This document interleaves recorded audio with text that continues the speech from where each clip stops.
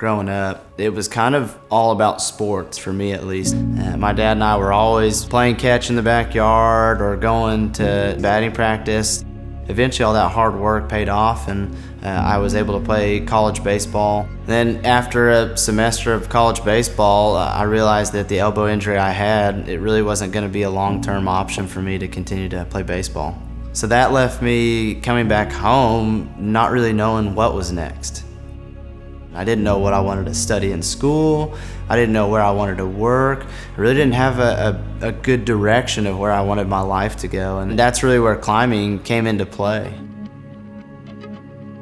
So fast forward a few years, and I had met my wife through climbing. I've met some of my best friends through climbing, and having a few different jobs in the outdoor industry, and we eventually had this idea kind of start creeping in our minds of, we could do this thing. We could start our own gym. We could show a lot of people what climbing is and how it's impacted our lives. So we started talking more to people in the downtown Edmond area, trying to get an idea of where would a climbing gym work down here.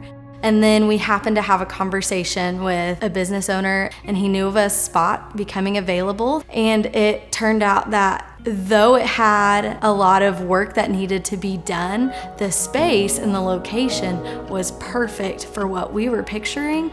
Then it was all hands on deck at that point. So with the space locked down, we started designing what our walls could look like. So we worked really closely with Entrepreneur and designed 2 walls that span the entire length of the building, starting right off Broadway in the front glass, all the way to the back of the building. These 2 long walls will offer about 40 boulder problems each, and that'll range from everything from like climbing up a ladder to the hardest thing you can imagine.